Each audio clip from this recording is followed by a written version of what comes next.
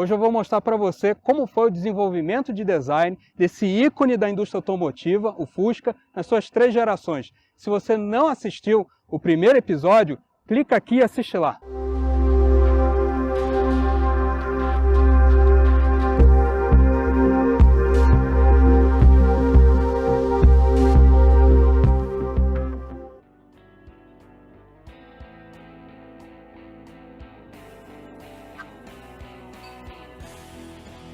A gente tem aqui 3 gerações. E aqui, nessa geração aqui, foi desenhada pelo Mark Lister e pelo Klaus Bischoff como chefe de design, a gente vê que é uma evolução daquela ali com ângulos bem mais marcantes. O Beetle ele não tem uma expressão agressiva, ele é para ter um sorriso, né? A gente vê o sorriso aqui, a gente vê o sorriso aqui, da mesma forma que a gente vê o sorriso aqui e aqui. E então é um carro que tem que parecer mais amigável. Mas como que você faz um carro amigável que ele fica um pouco mais esportivo? Então você começa a ter que trabalhar os gráficos. Você não pode mexer muito no carro, senão você desvirtua. Então algumas coisas para esse modelo aqui foram implementadas. Gráficos no sorriso um pouco mais duro, uma vista de topo mais facetada, e isso para um Beetle começa já a ficar um pouco mais agressivo. Nesse sentido de deixar o carro mais masculino, mais esportivo, houve também uma significativa mudança de design. Se a gente reparar na coluna A, né, comparada com a do primeiro, a do segundo, que é bem mais conceitual, mais geométrica, tá? Um desenho mais puro, essa aqui acabou resgatando um pouco mais da do primeiro. A semelhança dessa geração com a primeira é maior por causa disso aqui. E o que acontece, né? Qual é o impacto de design que acontece quando eu faço esse ângulo, né, entre a coluna A e o teto? Eu elimino aquele arco que tem aqui que parece deixar o carro com um aspecto um pouco, vamos dizer assim, mais de passeio, menos atitudes. Essa projeção da coluna A, ela tem um preço no carro. Apesar dela ficar muito interessante, é muito icônico do lado de fora, o que ela traz de consequência para o design de interior? Repara o quanto que isso avança, que o dashboard avança em direção ao para-brisa. Você vê que a gente tem 2 acabamentos aqui, ó. Nós temos um plástico mais liso e um texturizado, geométrico. Provavelmente isso aqui para criar uma divisão, para você visualmente olhar 2 tons de preto e olhar assim, não, o negócio não é tão longo, é longo demais. Na estrada você nem percebe, ele é legal, você olha a estrada, você está focado lá embaixo, mas na cidade, a diferença que você tem assim, de dirigir um Beetle desse e aquele lá, para mim é a mesma coisa. O meu pai tinha um Fusca desse, 81 a álcool. A minha maior dificuldade sempre foi manobrar o carro, porque você não vê, você não tem aquela frestinha ali de capô para se orientar, um carro muito redondo. E esse aqui, se a ideia era você resgatar o espírito do Fusca, eles conseguiram. A engenharia e o design, eles têm que conversar muito para sair um produto magnífico igual a esse. Então o que acontece? Não sei se vocês já repararam, tá? Nessa releitura, para conseguir fazer esse desenho aqui, né, que é extremamente icônico também, é o arco principal sobre os 2 arcos da caixa de roda, você tem um problema, tá? Que isso aqui vai forçar o teu para-brisa todo, o teu teto a ser um pouco redondo demais, assim, um pouco esférico. E quem trabalha na área sabe que o para-brisa não pode ser uma coisa, uma esfera, porque senão ele distorce a imagem. Se vocês repararem, tá? A curvatura da coluna A, né, que é essa coluna aqui, e exatamente a linha de centro aqui do para-brisa, você vai ver que essa linha é reta. Ela não conversa necessariamente com essa. Porque o que a gente tende a imaginar quando a gente está desenhando o carro? Essa coluna define o design do carro, eu vou fazer aqui igual. Maravilha. Tá? Mas quando isso vai para uma engenharia, para uma produção, você não pode ter um vidro esférico. Então, você repara como o vidro aqui é plano e ele começa a acelerar aqui para juntar com o teto, né? Harmonizar com o teto, e o teto se liga aqui com a coluna a coluna do teto e fica tudo harmônico. Então, isso não é uma coisa, não é uma fórmula pronta. Ah, vou desenhar um bito, então já sei que... Não, a gente vai fazendo e vai dando de cara com os problemas e vai resolvendo. Então muda para cá, muda para lá, não é um processo linear, é um processo que vai e volta várias vezes, tá? E por que precisa ter esse cuidado extremo para fazer esse tipo de coisa? Você tem um carro que é todo redondo, né? Tem uma temática muito legal e não te afeta a segurança e você não percebe, porque não tem nenhum vinco, não tem nada aqui que chame a sua atenção. Então você não consegue ler essa linha reta no meio do para-brisa. Só uma pessoa que sabe que isso acontece é que vai conseguir entender esse tipo de situação. A porta é uma das peças mais caras e complicadas de você desenvolver num carro. Por quê? Ela não só é uma parte móvel, como ela é uma parte grande da lateral e ela é estrutural também. Então, como é que eu faço um elemento estrutural móvel? Basta lembrar que se você der uma batida com o carro e isso aqui não estiver muito bem projetado, você pode ser jogado para fora com um cinto de segurança ou não, às vezes dependendo da violência do acidente, né? E olha a quantidade de frame, né, de moldura que nós temos aqui. Se a gente for agora comparar, nós temos um frame, mas por determinação de design, por evolução de design, ele fica embutido debaixo do vidro. É uma solução mais cara, mas que você tem um grande ganho de design, que é o que? Você isola toda essa área aqui, que a gente chama de DLO, ou seja, Daylight Opening, ou gráfico da janela. Esse gráfico aqui, ele tem muita importância no design. Ele define, né, a identificação do carro à distância, ele ajuda na identidade do modelo do carro, tá? E ele é responsável pela leitura, pela percepção de comprimento do carro. Então, se você começa a fazer um negócio muito pequeno, o carro pode ser até grande, mas ele vai parecer meio compacto demais, às vezes meio apertado, tá?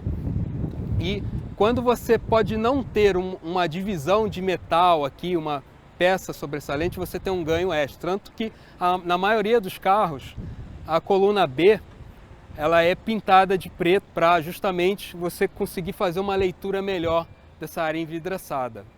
E se a gente vai aqui na última geração, olha que coisa fantástica.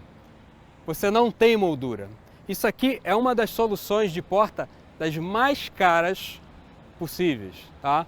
Você repara, bom, como é que eu enfio o vidro aqui dentro? Você fecha e ele sobe.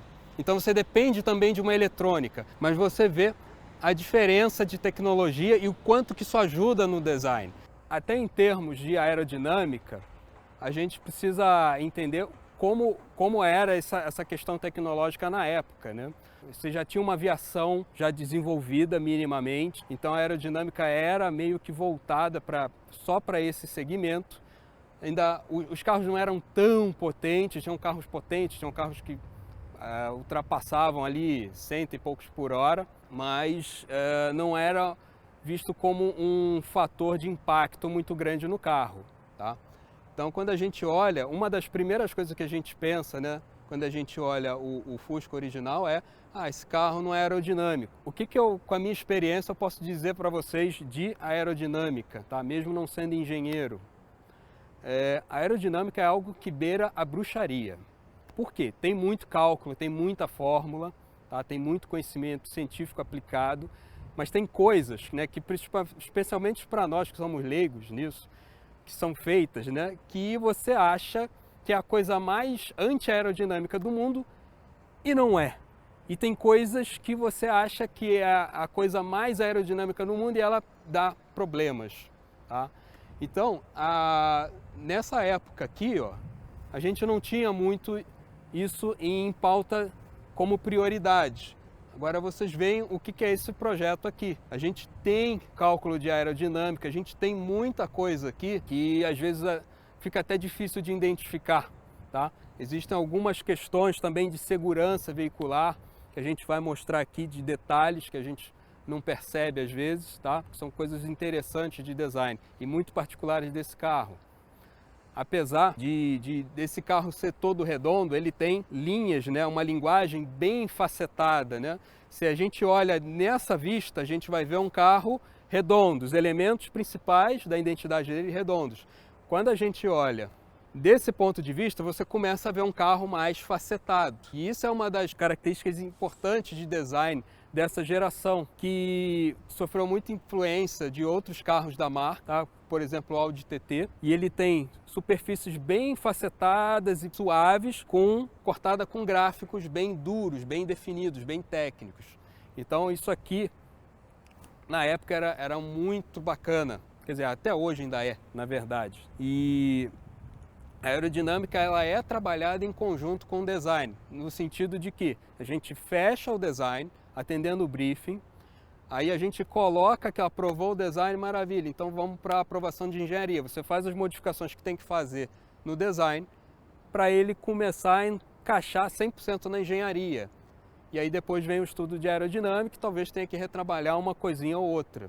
Por exemplo, quando você tem a versão RS, tem um aerofólio enorme aqui atrás e um outro que coleta. Então você tem um arco aqui que pega o fluxo de ar aqui, joga, direciona para esse de trás. E esse de trás ele tem mais ou menos assim um acompanhamento com essa curva, mas as laterais são retas, né?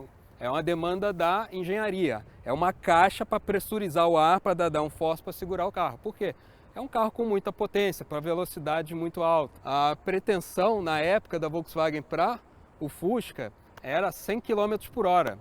Esse aqui já passa bem mais, tem muito mais potência, é outra história. E a aerodinâmica nos carros, ela atende prioritariamente segurança, conforto, redução de de consumo e performance. De segurança no carro, em relação à aerodinâmica, vai bater de frente com o quê? Com escoamento de água da chuva, né, no retrovisor. Escoamento de água ou não grudar poeira aqui no carro. Tem uma série de coisas que entram nesses requisitos de segurança. Depois vem conforto. Tem alguma coisa fazendo ruído, tem alguma coisa vibrando, tem alguma coisa, né? Então ela é desenvolvida para isso, não só para performance e consumo. No design da traseira, a gente consegue ver de forma também nítida uma série de questões de design e engenharia, né, a evolução ao longo das gerações. Essa churrasqueira aqui que chama, né, qual é a função disso aqui? Por que isso aqui é um elemento que está presente aqui? Como o carro é refrigerado a ar, o fluxo de ar vem para cá, entra aqui e vai para dentro do motor. Então isso aqui às vezes, será que isso aqui precisava, não precisava, é para escoar a chuva? Não, não é. Isso aqui é a refrigeração. A gente tem um elemento aqui, ó, que é a sinalização, a iluminação da placa. A gente estava numa infância de design, acho que nessa época não dá nem para dizer que tinha um designer, né, propriamente dito. Os primeiros designers, eles foram engenheiros e arquitetos de qualquer forma, né? Do rol de preocupações de design não, nós temos mais um elemento para trabalhar, que legal, tem iluminação da placa. Ela vai ficar meio sozinha aqui, vamos colocar um elemento aqui para fazer a conexão. Os primeiros Fuscas, eles tinham até aquela janelinha triangular aqui. Talvez isso aqui seja já uma referência àquela época. Mas você vê que você tem um para-choque bem aditivo, uma peça em outro material, outro acabamento agregada. A parte da estrutura dela é aparente. O escapamento era uma coisa que tinha que ter. Você não necessariamente tinha um aspecto estético desenvolvido. E você tinha o quê? Você tinha a lanterna, o para-lama, o para-brisa, esses eram os elementos gráficos que você tinha para trabalhar aqui. Tá? Quando a gente vai para uma situação mais recente, tudo ficou integrado. O único destaque que esse para-lama traz aqui em relação à lateral do carro é meramente uma referência de design. A gente vê aqui como essa lanterna é enorme em comparação com a outra. Mas é porque tem um negócio da ré. Não, não é por causa disso. Ali a gente tinha uma situação de necessidade. Tem que ter, então vamos fazer uma coisa bonitinha. Aqui já é uma outra situação. Tem que ter, vai ser lindo e tem que ser parte da identidade do carro. Então, da mesma forma que na frente você tem um sorriso, com os dois faróis, você tem aqui também os dois olhinhos e um sorriso. Então, esse elemento ele é tratado para ser realmente valorizado. Você vê o para-choque integrado e o que era naquele carro um motivo de uma peça extra tratada com critérios de estética que ficou totalmente embutida, que são as luzes da caixa de placa. Vindo agora aqui para esse modelo, a gente vê ainda uma evolução. Ah, mas não deixou de ser Beetle? Não, a identificação principal do carro é sempre a frente. Tá? Alguns carros têm detalhes, às vezes na traseira, muito marcantes, mas aqui a gente não chega a ter exatamente um prejuízo. O que nós temos é a integração, da mesma forma que a gente integrou daquele para esse aqui, para-choque, a iluminação da placa e outras coisas, né? A gente tem desse para esse aqui uma integração do tema da lanterna com o recorte. Qual é o ganho que você tem? Se a ideia é fazer o carro parecer mais esportivo, ele tem que parecer um pouco mais estável, mais colado no chão. Então você procura trabalhar linhas ou conexões de linha na horizontal, porque quanto mais você fatiar esse volume com linhas horizontais, mais ele vai parecer no chão, mais ele vai parecer largo. Eu tenho uma percepção, uma leitura da largura dele muito melhor neste caso aqui do que naquele, onde aqueles elementos são as lanternas, eles estão separados. O que traz percepção de largura nesse carro são algumas situações onde o highlight do para-choque, que é essa linha contínua aqui, ele acende, né? Você tem uma luz incidindo aqui e isso aqui fica branco, então isso chama bastante atenção. Aqui você nem precisa desse recurso, você já tem essa conexão de linhas e você ainda tem mais um elemento esportivo que é essa simulação do difusor aqui, do extrator de ar aqui embaixo, né? Então a gente vê nitidamente como a gente consegue manter um mesmo tema de design e dando evoluções passo a passo na linguagem e na identidade desse carro ao longo das gerações. No interior do carro, o que a gente percebe na época, né? A maioria dos carros eram assim, era um painel, que é isso aqui, ó, não é plástico, é a chapa do carro, você vê, tem detalhes aqui de recorte da chapa para produção, tá? E porta-luva de ferro, tudo de ferro, tá? Muitos cromos, porque o cromo ele dava uma riqueza, ainda mais num carro popular. Se você tem cromo aplicado, você tem uma percepção melhor de valor do produto, tá?